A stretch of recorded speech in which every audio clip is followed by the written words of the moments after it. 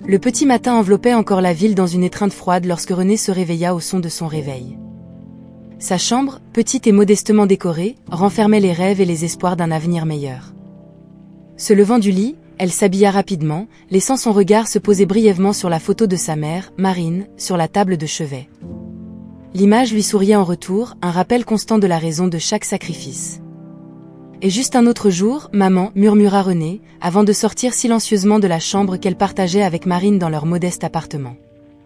Le travail de femme de ménage dans un immeuble de bureaux de luxe était difficile, mais René le faisait avec détermination.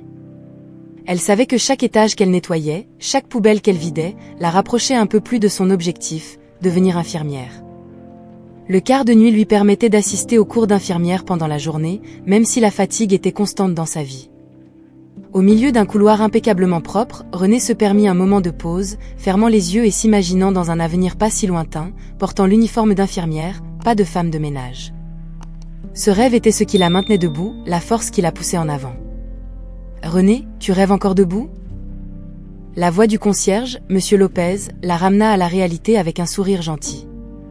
Et juste pour une seconde, Monsieur Lopez, répondit-elle avec un sourire timide. « Rêver me garde en mouvement. Continue de rêver, ma fille. Tes rêves sont valables. Et un jour, je suis sûre que je te verrai les réaliser, encouragea Monsieur Lopez avant de continuer son chemin. Après le travail, René se précipitait à l'université, absorbant chaque mot, chaque leçon comme un trésor. À la maison, le soir, elle s'occupait de Marine, dont la santé fragile nécessitait attention et médicaments coûteux. Ces moments étaient précieux, bien que teintés par l'ombre de l'inquiétude. « Maman, comment te sens-tu aujourd'hui ?» demandait René en préparant une soupe légère.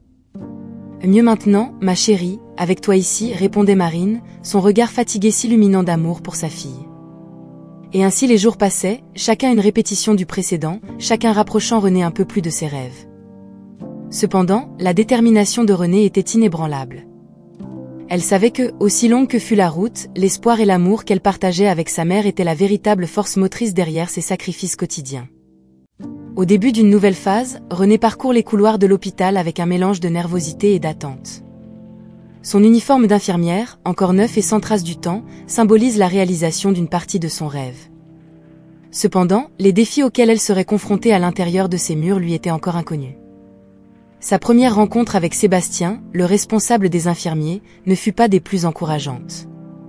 Avec un regard critique, il examina René de haut en bas, son expression ne cachant pas son mépris. « Et alors, vous êtes la nouvelle recrue. J'espère que vous ne pensez pas que ce sera facile juste parce que vous êtes arrivé jusqu'ici, dit Sébastien, sa voix portant des années d'autorité incontestée. René avala sa salive, mais garda son aplomb.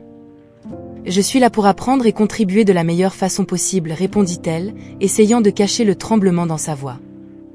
Dans les jours suivants, René a dû affronter une routine épuisante, marquée non seulement par la demande physique et émotionnelle de prendre soin des patients, mais aussi par les humiliations constantes et les sous-estimations de la part de Sébastien.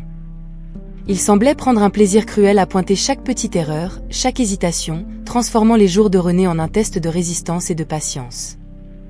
Un après-midi particulièrement difficile, René se retrouva seul dans le service des urgences, faisant face à un flux constant de patients. Sébastien observait de loin, ses yeux critiques suivant chacun de ses mouvements. « René, tu as oublié de vérifier les signes vitaux du patient dans le lit 3 avant d'administrer le médicament. » C'est une erreur de base, réprimanda Sébastien, sa voix suffisamment forte pour que tout le monde autour puisse entendre. René sentit ses joues rougir de honte. « Désolé, Sébastien.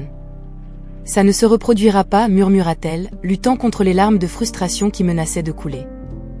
Elle savait qu'elle avait commis une erreur sous pression, mais l'humiliation publique semblait cruellement inutile. Malgré les difficultés, René ne permit pas que ces défis ébranlent sa détermination. Elle se rappelait constamment pourquoi elle avait choisi cette carrière, pour faire une différence dans la vie des gens, pour prendre soin de ceux dans leur moment le plus vulnérable. Ce souvenir la renforçait, lui permettant d'affronter chaque jour avec une volonté renouvelée. C'était dans des moments de calme, aux côtés d'un patient qui se rétablissait lentement, que René trouvait son but réaffirmé. « Tu fais du bon travail, infirmière », lui dit un jour un patient âgé, son faible sourire offrant plus de réconfort à René qu'il ne pouvait l'imaginer. Ces petites victoires, ces brefs moments de connexion humaine, étaient ce qui soutenait René. Elle savait que, indépendamment des humiliations et des défis imposés par Sébastien, sa véritable mission était au-delà des critiques et du mépris, elle résidait dans le soin et la compassion envers ses patients. Le parcours de René à l'hôpital commence à prendre forme, marqué à la fois par l'adversité et par la réalisation de son véritable appel. La présence intimidante de Sébastien sert de rappel constant des obstacles qu'elle doit surmonter, mais renforce également sa résilience et son dévouement à sa nouvelle profession. La nuit était tombée comme un manteau sur la ville lorsque la sirène d'une ambulance annonça l'arrivée urgente d'un nouveau patient à l'hôpital. Julien Olivier, un nom connu dans les cercles les plus influents du Mexique, était le patient en question, victime d'un grave accident de voiture. Malgré sa richesse et son statut, sur ce brancard, Julien n'était qu'un être humain vulnérable, luttant pour sa vie. René, dont le quart de nuit s'étendait, fut chargé de s'occuper du nouveau patient. En lisant le nom sur le tableau, elle ne put s'empêcher de ressentir un frisson de nervosité, consciente de l'importance de l'homme qui gisait maintenant inconscient devant elle. « Traite-le comme n'importe quel autre patient », se dit-elle, puisant dans la force de son dévouement et de sa formation. La gravité des blessures de Julien nécessitait une attention constante. René, avec méticulosité et soin, surveillait ses signes vitaux, administrait les médicaments nécessaires et faisait tout son possible pour assurer sa stabilité. Le silence de la chambre n'était interrompu que par les bips des moniteurs et le doux son de la respiration de Julien. Durant ces longues heures à son chevet, René se trouva parfois à contempler le visage de l'homme qui allait changer le cours de sa vie. Il y avait quelque chose en lui, même inconscient, qui évoquait une sensation de familiarité lointaine, un lien qu'elle ne pouvait expliquer. La nuit céda la place à l'aube, et avec la lumière du jour, Julien commença à montrer des signes de conscience. René était à ses côtés, surveillant les moniteurs, lorsque ses yeux s'ouvrirent lentement. Confus et désorienté, il la fixa, une expression de vulnérabilité qu'elle n'aurait jamais pensé voir chez quelqu'un de sa stature. « Et vous êtes à l'hôpital. Vous avez eu un accident, mais vous êtes en sécurité maintenant, » dit René doucement, lui offrant un sourire rassurant. Julien essaya de parler, mais la faiblesse l'en empêcha, et il se contenta de hocher la tête, acceptant la situation avec un calme résigné. Dans les jours qui suivirent, René continua à s'occuper de Julien, chaque interaction renforçant un lien invisible entre eux.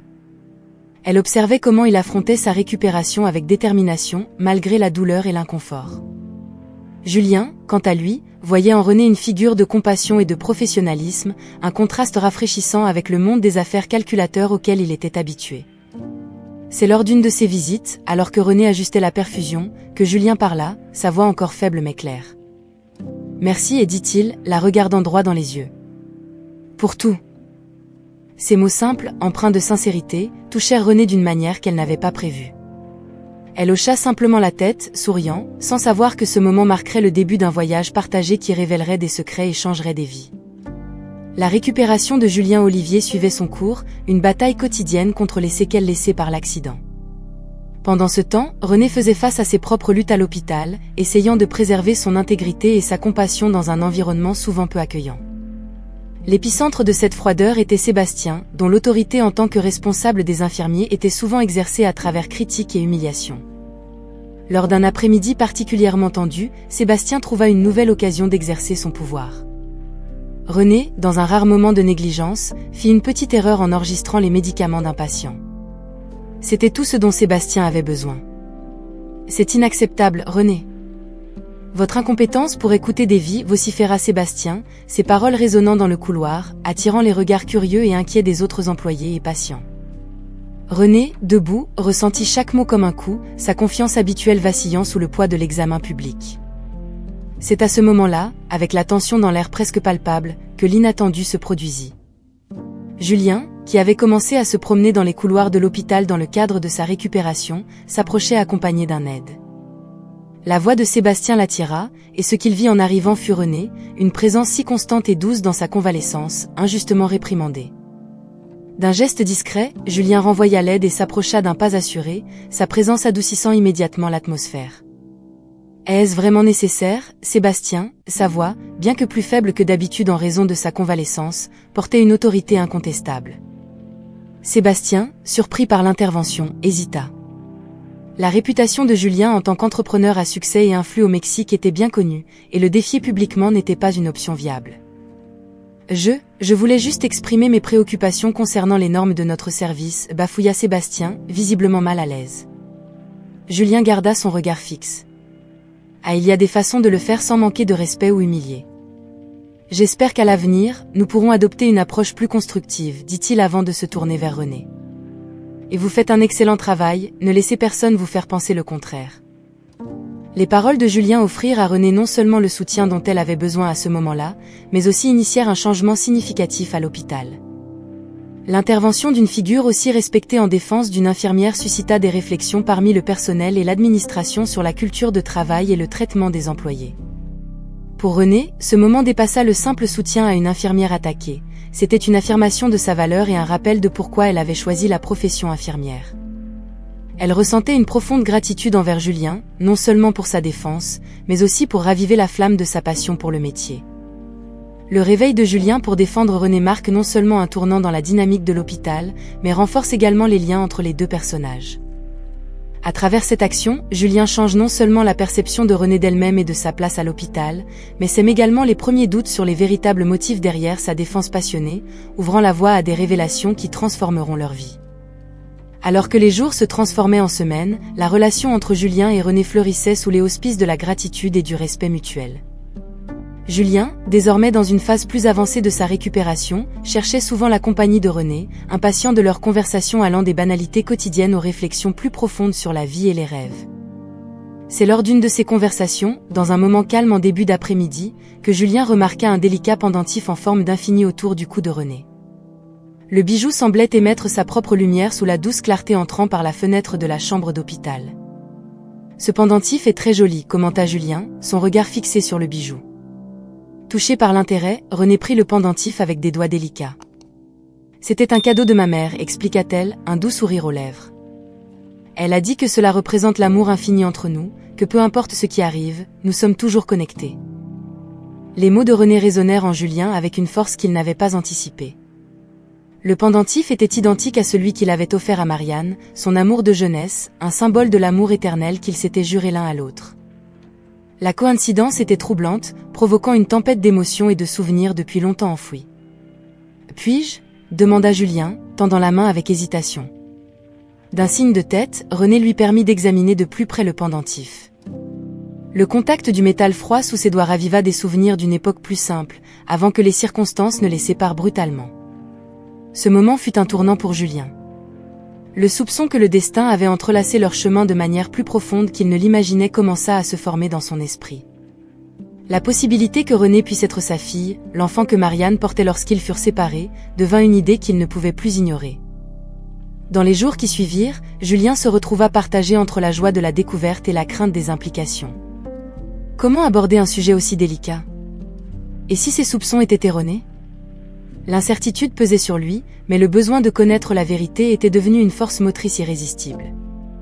Résolu, Julien chercha une conversation privée avec René, choisissant un moment de calme à l'hôpital. « René, savez-vous quelque chose sur votre père ?» La question, en apparence innocente, portait tout le poids de ses espoirs et de ses peurs. René, surprise par ce changement soudain de sujet, hésita avant de répondre. « Pas grand-chose. Ma mère en parle rarement. Je sais qu'ils s'aimaient beaucoup, mais quelque chose les a séparés avant ma naissance. » La réponse de René fut comme un signe pour Julien, confirmant ses soupçons, mais ouvrant également un abîme de questions sans réponse. La connexion entre eux, déjà forte grâce au respect et aux soins mutuels, s'approfondissait désormais avec la possibilité d'un lien familial. La découverte de Julien suscita une curiosité qui promettait de dévoiler des secrets depuis longtemps gardés, jetant les bases de révélations futures qui transformeraient non seulement sa relation avec René, mais aussi la vie de tous les protagonistes. La révélation de René sur l'origine de son pendentif en forme d'infini sema une graine d'espoir et de doute dans l'esprit de Julien. Le besoin de découvrir la vérité sur le lien potentiel qui les unissait le poussa à une décision. Il était temps de confronter le passé et de chercher Marianne, la femme qui n'avait jamais quitté son cœur, même après tant d'années. La recherche de Marianne ne fut pas difficile pour quelqu'un avec les ressources et la détermination de Julien. En la trouvant, l'émotion était palpable, un tourbillon de sentiments refoulés émergeant à la surface. Marianne, désormais une femme portant les marques du temps et des épreuves, mais toujours rayonnante de la même beauté sereine d'autrefois, fut choquée de voir Julien devant sa porte. « Julian ?» Sa voix était un murmure, chargé d'incrédulité et d'une pointe de douleur ancienne. « C'était vrai, Marianne ? À propos de notre fille ?» Julien ne pouvait contenir l'urgence dans sa voix, le besoin de savoir surpassant toute autre formalité. Les larmes dans les yeux de Marianne furent la réponse que Julien redoutait le plus et désirait le plus. Eh oui, et dit-elle, le mot chargé de tant d'années de secrets et de nostalgie. Renée est notre fille. Le monde de Julien tourna avec la révélation. La fille qu'il n'avait jamais su qu'il avait été si près de lui, prenant soin de lui dans ses moments de vulnérabilité, un lien invisible les unissant à travers le destin et ce pendentif symbolique. Marianne lui raconta les jours suivant son départ, comment elle avait découvert sa grossesse et la décision de continuer seule, sachant que Julien avait été emmené loin par sa famille, sans moyen de le contacter ou d'espoir de réunion. Elle parla de la lutte pour élever Renée, des sacrifices et des joies de voir sa fille grandir, devenir une femme forte et dévouée, même dans l'adversité. « Pourquoi ne m'avez-vous jamais cherché ?» demanda Julien, la douleur de la perte et du temps perdu marquant ses paroles. « Et j'ai essayé, répondit Marianne, mais votre famille a tout fait pour nous maintenir séparés. Et puis ? Je voulais juste protéger Renée de toute cette douleur. » Julien réalisa l'ampleur des erreurs commises, non seulement par lui, mais par la toile de décision et de manipulation de sa famille. La colère et le regret se mêlaient à la détermination de corriger, autant que possible, les erreurs du passé. Après la conversation, Julien chercha Renée, maintenant armé de la vérité et le cœur lourd de la responsabilité de la partager. La rencontre était chargée d'émotions, un père et une fille se rencontrant vraiment pour la première fois. « Renée, il y a tellement de choses que je veux dire, tellement que tu as besoin de savoir, » commença Julien, sa voix tremblante de l'importance du moment. « Je suis ton père. » La révélation fut un choc pour Renée, mais, d'une certaine manière, une pièce qui s'emboîtait dans le puzzle de sa vie. Les soins et la connexion qu'elle ressentait pour Julien avaient maintenant du sens, un lien de sang les unissant au-delà de la coïncidence ou du destin. Après la révélation qui ébranla les fondations de leurs existences, Julien, Marianne et Renée se retrouvèrent à la croisée des chemins émotionnels, où la voie à suivre était pavée à la fois de pierres rugueuses du passé et de la promesse d'un nouveau départ. Julien, portant le poids du monde sur ses épaules, sentait que chaque pas vers la réconciliation avec Marianne et Renée était à la fois un acte de rédemption et un voyage personnel de découverte. La conscience de ces années d'absence, un vide qui ne pourrait jamais être complètement comblé, le poussait à chercher non seulement le pardon, mais aussi un moyen de réparer l'irréparable. « Je sais que les mots sont insuffisants », avoua Julien à Marianne, lors d'une rencontre marquée par la tension et l'espoir. « Mais je dois que tu saches, Marianne, que j'aurais tout fait différemment, si seulement j'avais su pour Renée. » Marianne, dont la vie avait été une tapisserie de force et de résilience tissée autour de l'absence de Julien, faisait face à un tourbillon d'émotions. La vieille douleur, mélangée à un soupçon de soulagement devant l'honnêteté de Julien, la laissait partager entre le ressentiment et la possibilité de guérison. « Julien, le temps ne revient pas en arrière. »« Ce qui est fait, répondit Marianne, la voix ferme, bien que ses yeux trahissent la complexité de ses sentiments. « Mais, pour Renée, nous sommes prêtes à essayer d'aller de l'avant. » Renée, quant à elle, se retrouvait dans un tourbillon de révélations qui redéfinissait son identité et sa famille. Le choc initial de découvrir la vérité sur son père avait cédé la place à une curiosité prudente et au désir de comprendre l'homme derrière le nom, le père qu'elle n'a jamais su qu'elle voulait ou avait besoin. La rencontre à trois fut un tournant, une conversation chargée de vérités douloureuses et d'espoirs timides. Julien partagea ses souvenirs de Marianne, des promesses faites et rompues, et comment la manipulation de sa famille l'avait éloigné de la seule femme qu'il ait vraiment aimée et de la fille qu'il n'avait jamais su qu'il avait. « Je ne demande pas d'effacer le passé ou d'oublier la douleur que j'ai causée, même involontairement, » dit Julien, regardant de Marianne à Renée. « Mais je demande une chance de faire partie de votre vie, d'être le père que Renée mérite, même s'il est trop tard. » Renée, absorbant chaque mot, chaque émotion, se sentit partagée entre la prudence d'une vie entière d'absence paternelle et l'espoir naissant qu'il pourrait peut-être, juste peut-être, y avoir de la place pour un nouveau chapitre dans son histoire familiale. « Je suis prête à essayer, » dit finalement Renée, sa décision résonnant dans l'espace entre eux, un mince fil de possibilités s'étendant au milieu de la complexité de ses sentiments. N'est-ce pas un moment où l'on navigue dans les eaux agitées de la confrontation et du pardon, explorant les profondeurs émotionnelles de Julien, Marianne et Renée alors qu'ils affrontent le passé et envisagent la possibilité d'un avenir partagé ? La quête de pardon et de compréhension se mêle aux besoins humains de connexion et d'appartenance, promettant un chemin vers la rédemption et la reconstruction des liens que le temps et les circonstances avaient rompus. Alors que le soleil levant baignait la ville de sa lumière dorée, un nouveau chapitre commençait dans la vie de Julien, Marianne et Renée. Julien, désormais plus présent et déterminé à réparer les années perdues, commençait à tisser les fils de la responsabilité et du soin dans une tapisserie d'actions concrètes. Engagé à alléger le fardeau des préoccupations financières que Marianne et René portaient, Julien a pris l'initiative de prendre en charge les frais médicaux de Marine. Cette décision n'était pas seulement un geste de bonne volonté, mais un pont construit sur l'abîme de l'absence, un pas tangible vers la réconciliation et le renforcement des liens familiaux. Je veux que vous vous concentriez sur ce qui est le plus important, votre santé et votre bonheur, et a exprimé Julien à Marianne, lors de la discussion des nouvelles dispositions. La gratitude dans les yeux de Marianne en disait long, son cœur soulagé d'un fardeau qu'elle avait porté seule depuis si longtemps. Pour René, ce changement signifiait plus que le soulagement financier, c'était la matérialisation du soutien et de l'amour d'un père qu'elle commençait tout juste à connaître. La sécurité que ce soutien lui apportait lui permettait de plonger encore plus profondément dans ses études et dans la pratique de l'infirmière, portée par la certitude que sa mère recevait les soins nécessaires. En plus du soutien financier, Julien cherchait des moyens d'être présent dans la vie quotidienne de René et Marianne. Qu'il s'agisse d'accompagner Marine aux consultations médicales ou simplement de partager des repas en famille, chaque moment passé ensemble était une pièce du puzzle de la vie familiale qu'il reconstruisait. Les conversations autour de la table de la cuisine, autrefois marquées par l'ombre de l'inquiétude, coulaient maintenant avec des rires et des projets pour l'avenir. Julien, écoutant attentivement les histoires de René sur l'hôpital, ressentait une fierté grandissante pour la femme que sa fille était devenue. « Tu fais vraiment la différence dans la vie des gens, René », commentait Julien, sincèrement admiratif de la passion et du dévouement de sa fille pour l'infirmière. « Avec votre soutien, je peux faire encore plus », répondait René, une lueur de détermination dans les yeux. L'opportunité d'élargir ses horizons et même de poursuivre des spécialisations dans le domaine de la santé semblait maintenant à sa portée, un rêve qui lui semblait auparavant lointain. Cette période de reconstruction n'était pas exempte de défis, car s'adapter à une nouvelle dynamique familiale exigeait de la patience et de la compréhension de toutes les parties. Cependant, la base d'amour, de respect et de pardon qu'ils établissaient promettait un avenir plus radieux. Julien, Marianne et René, chacun à sa manière, commencent à guérir les blessures du passé, ouvrant leur cœur aux possibilités que l'avenir réserve. Le voyage de rédemption de Julien sert de rappel que, même si le passé ne peut être changé, le présent et l'avenir regorgent d'opportunités pour l'amour et la réconciliation s'épanouissent. À mesure que la famille commençait à tisser les liens d'une connexion perdue, Julien devenait de plus en plus conscient des luttes quotidiennes auxquelles René était confronté à l'hôpital. L'injustice et le traitement irrespectueux de Sébastien n'étaient pas des secrets pour lui, surtout après avoir personnellement été témoin de la manière dont sa fille était sous-estimée et humiliée. Déterminé à ne pas rester un simple spectateur des adversités auxquelles René faisait face, Julien a décidé d'agir. Utilisant son influence et ses ressources, Julien a commencé à enquêter sur les pratiques de gestion de Sébastien à l'hôpital. Ce qu'il a découvert était un schéma de comportement qui dépassait le simple manque de respect occasionnel. C'était une dévalorisation systématique des infirmiers, qui sapait le moral de l'équipe et par extension, compromettait la qualité des soins aux patients.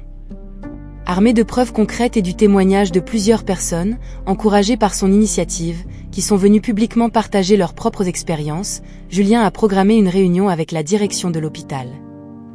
La réunion, tendue et chargée d'attentes, a été le théâtre où Julien a exposé les failles de Sébastien, non seulement en tant que gestionnaire, mais aussi en tant que leader.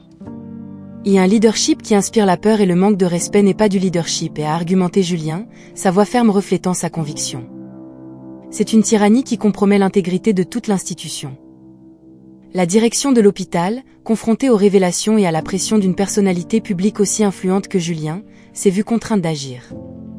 La décision a été prise rapidement, Sébastien serait retiré de son poste de responsable des infirmiers, et une recherche d'un remplaçant, mettant l'accent sur l'empathie, le respect et la collaboration, serait lancée. La nouvelle du changement de direction s'est répandue à l'hôpital comme un vent de renouveau. Pour René, qui avait directement souffert aux mains de Sébastien, la nouvelle a été un soulagement profond, mais aussi une surprise. Julien avait agi en son nom, mais surtout, au nom de tous les employés qui avaient été dévalorisés et manqués de respect. « Je ne sais pas comment te remercier », a dit René à Julien, ému, quand elle a appris la nouvelle. « Tu n'as pas besoin de me remercier, René. » Faire ça a été la bonne chose à faire, et a répondu Julien, son regard transmettant l'amour et la protection paternelle qu'il ressentait. Et en plus, te voir heureuse et épanouie est tout ce que je pourrais souhaiter. Le retrait de Sébastien de son poste et la recherche d'un nouveau leadership ont marqué le début d'une ère d'optimisme et de changement positif à l'hôpital. René, observant les changements se produire, s'est senti inspiré non seulement à poursuivre son parcours en tant qu'infirmière, mais aussi à s'impliquer activement dans la création d'un environnement de travail plus solidaire et respectueux. À la suite des changements provoqués par le départ de Sébastien, l'hôpital se trouvait dans une période de transition et de renouveau. La recherche d'un nouveau responsable des infirmiers était en cours, la direction de l'hôpital s'engageant à trouver quelqu'un qui possédait non seulement les compétences techniques nécessaires, mais qui partageait également les valeurs d'empathie, de respect et de leadership positif que Julien avait défendues. C'est pendant cette période de réflexion et de recherche de renouveau que le nom de Renée a émergé comme une candidate étonnamment appropriée pour le poste. Son dévouement sans faille, sa capacité à mener par l'exemple et sa capacité à inspirer et motiver ses collègues n'étaient pas passées inaperçues. De plus, son approche compatissante dans les soins aux patients était devenue une norme d'or à l'hôpital. La proposition de promotion est venue directement de l'administration, qui a reconnu en Renée non seulement une infirmière exceptionnelle, mais aussi une leader naturelle. Lorsque la nouvelle lui a été partagée, Renée a été submergée par un mélange d'émotions, surprise, gratitude et surtout, un profond sens de responsabilité. Renée, votre parcours ici à l'hôpital a été un exemple pour nous tous et a déclaré le directeur de l'hôpital lors de la réunion où on lui a offert le poste. Nous croyons que vous êtes la bonne personne pour guider notre équipe infirmière dans cette nouvelle phase. En acceptant le poste, Renée était consciente des défis qui l'attendaient. Diriger une équipe dans un environnement aussi exigeant qu'un hôpital nécessiterait non seulement des compétences et des connaissances, mais aussi une bonne dose de compassion, de patience et la capacité de prendre des décisions difficiles sous pression. Cependant, inspirée par la confiance que l'administration et ses collègues avaient placée en elle, Renée a embrassé sa nouvelle fonction avec détermination et optimisme. Elle s'est engagée à être une leader toujours accessible, à écouter activement et à travailler main dans la main avec son équipe pour surmonter les obstacles et améliorer continuellement la qualité des soins aux patients. La promotion de Renée a marqué un tournant, non seulement dans sa carrière, mais aussi dans la culture de l'hôpital. Sous sa direction, des liens plus forts de camaraderie et de collaboration se sont formés entre les membres de l'équipe infirmière. Renée encourageait une atmosphère d'ouverture, où tout le monde se sentait valorisé et écouté, et où le bien-être des patients était la priorité absolue. Alors que l'hôpital naviguait dans des eaux plus calmes sous la nouvelle direction de Renée, la routine semblait enfin trouver un nouveau rythme, un équilibre entre les défis quotidiens et les récompenses du travail acharné et du dévouement. C'est dans ce contexte de renouveau et d'espoir qu'un nouveau patient, enveloppé de mystère, a été admis à l'hôpital, perturbant le cours paisible que Renée et son équipe avaient commencé à apprécier. Le patient, un homme d'âge moyen nommé Daniel, a été amené par une nuit d'orage, après avoir été trouvé inconscient dans une ruelle voisine. Sans identification et avec des blessures indiquant une grave chute, Daniel est rapidement devenu un mystère médical et personnel pour l'équipe de l'hôpital. Alors que Daniel reprenait conscience et commençait à se rétablir physiquement, des détails fragmentés de son histoire ont commencé à émerger, jetant des ombres sur le passé de Julien et Marianne. Daniel a révélé être un ancien ami du couple, quelqu'un avec qui ils avaient partagé une partie de leur jeunesse, avant que les chemins de la vie ne les séparent brusquement. Avec une mémoire encore confuse en raison du traumatisme, Daniel parlait en énigme, mentionnant un secret gardé, qui était venu le temps de révéler. Ces mots, bien qu'énigmatiques, étaient suffisants pour susciter une inquiétude chez Julien, qui a réalisé qu'il y avait peut-être des aspects de son passé avec Marianne qui n'étaient pas aussi résolus qu'il l'avait imaginé. Confronté à la possibilité de secrets non révélés, Julien a cherché Marianne, cherchant à clarifier leur relation avec Daniel et ce qu'il pouvait insinuer. Marianne, visiblement perturbée par la réapparition de Daniel, a été forcée de confronter un chapitre de sa vie qu'elle avait essayé d'oublier. Elle a avoué à Julien qu'avant de se rencontrer, elle était proche de Daniel, que les sentiments entre eux étaient compliqués et que leur séparation n'avait pas été amicale. Marianne craignait que le ressentiment de Daniel pour ne pas avoir réussi à passer à autre chose ne puisse maintenant menacer la fragile reconstruction de sa vie avec Julien et Renée. Alors que Daniel se remettait, sa véritable intention est devenue claire. Il ne cherchait pas la vengeance, comme le craignait Marianne, mais plutôt la clôture et peut-être la rédemption.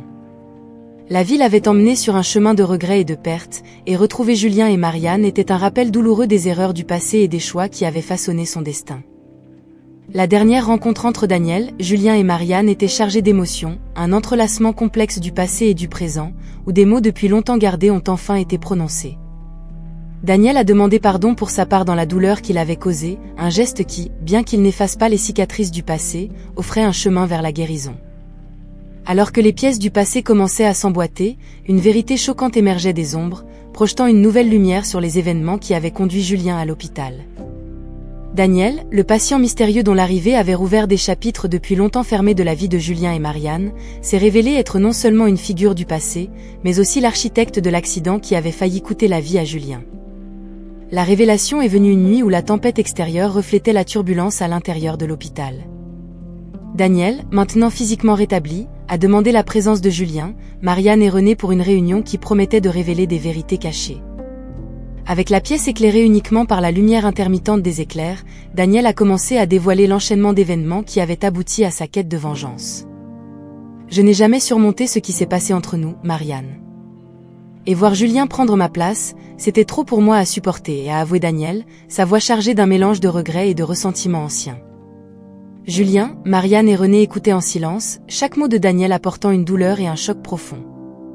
L'accident, un événement qu'ils avaient considéré comme une tragédie aléatoire, était en réalité le résultat d'une action intentionnelle, motivée par la jalousie et un désir destructeur de vengeance. Mais en vous voyant maintenant, je réalise à quel point j'étais perdu dans ma propre douleur et colère. Le tort que j'ai causé ? J'espère juste que, un jour, vous pourrez me pardonner, a conclu Daniel, sa confession marquant non seulement la fin de sa quête de vengeance, mais aussi le début de sa propre quête de rédemption. La confrontation avec Daniel a forcé Julien, Marianne et René à affronter leur plus grande peur, la possibilité de se perdre les uns les autres et la douloureuse compréhension des cicatrices que le passé peut laisser. Cependant, c'était aussi à ce moment de profonde vulnérabilité que les liens entre eux se sont solidifiés, forgés dans la détermination partagée de surmonter la douleur et de regarder vers l'avenir avec une espérance renouvelée. Dans les jours qui suivirent, la famille a trouvé réconfort et force les uns auprès des autres, chacun traitant les événements récents à sa manière, mais toujours unis par l'amour et l'engagement indéfectible de se protéger et de prendre soin les uns des autres. L'adversité les avait, paradoxalement, rapprochés encore plus, révélant la véritable étendue de leur résilience et le pouvoir du pardon. Ce chapitre conclut le voyage de Julien, Marianne et René, une saga marquée par des rebondissements dramatiques, des révélations surprenantes, et surtout, le triomphe de l'amour, de la famille et du pardon sur la haine et la vengeance. En affrontant ensemble les ombres du passé, ils ressortent plus forts, prêts à affronter l'avenir avec courage et unité, certains que, quoi que le destin leur réserve, ils auront les uns les autres.